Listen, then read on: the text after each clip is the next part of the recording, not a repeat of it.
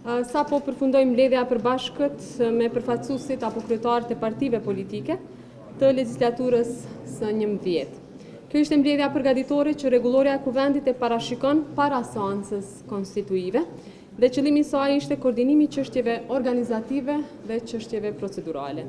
Dua të them në fillim se për të gjitha pikat kishte pajtim të plotë dhe më lejoni që t'i falenderoj kryetarët apo përfaqësuesit e subjekteve politike për bashkëpunimin në çështje të cilat i shqyrtuam. Dhe uroj që pas kësaj mbledhje që shkoj mirë e mbar, njësoj të vazhdoj kjo legjislaturë. Më 8 korrik, Komisioni Qendror i Zgjedhjeve i certifikoi rezultatet përfundimtare pra të zgjedhjeve të parakohshme të 7 qershorit.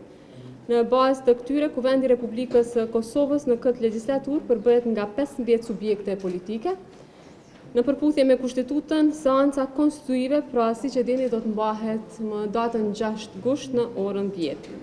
Rendi i ditës i seancës konstituive sipas rregullorës ka këto pika: formimi i komisionit të përkohshëm për verifikimin e korumit dhe të mandateve, shqyrtimi i raportit të tij, betimi i deputetëve dhe zgjedhja e kryetarit apo kryetarës kuvendit dhe zgjedhja e nënkryetarëve të Kuvendit të Republikës së Kosovës.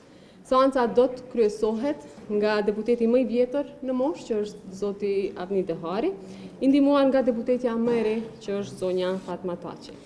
U pajtuam edhe për caktimin e ulëseve në sallën plenare, sipas numrit të mandateve dhe praktikës parlamentare, duke pasur parasysh vullnetin e shprehur të subjekteve që përfaqësojnë po ashtu grupet parlamentare, pra deputetët e grupeve parlamentare dhe ata që vijnë nga komunitetet jo shumicë.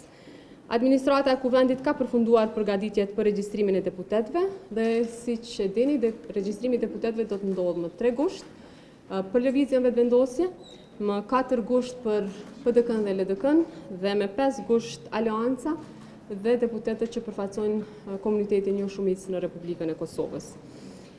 Procedura është e njohur për gjithë, përgatitjet e Kuvendit kanë përfunduar dhe uroj që më 6 gusht Kosova të arrijë të konstituojë Kuvendin e Republikës së Kosovës. Puna që na pret është e madhe, sepse qytetarët më 7 qershor e thanë qartë se çka presin nga ne dhe se çfarë presin nga institucionet e Republikës së Kosovës. Po ashtu më lejoni të ju njoftoj që më 10, 11 dhe 12 gusht dyert e Kuvendit do të hapen për bashkëkandidatarët tanë. Të gjithë ata që këtë verë kanë ardhur në Kosovë mund të hyjnë në ambientet e Kuvendit të Republikës së Kosovës, të ulen në ulset e deputetëve të Kuvendit, të shohin dhe të mësojnë nga afër për institucionin që i përfaqëson edhe ata. Ky Kuvend nuk është vetëm një atyre që jetojnë në Republikën e Kosovës, është i gjithë qytetarëve, qofshin ata në Republikën e Kosovës, qofshin ata jashtë saj. Prandaj ju lut edhe juve mediave që të jeni ato ditë në ambientet e Kuvendit të Republikës Kosovës dhe që të njoftoni mërgatën tonë që dyert e Kuvendit të Republikës Kosovës do të jenë të hapura më 10, 11 dhe 12 gusht.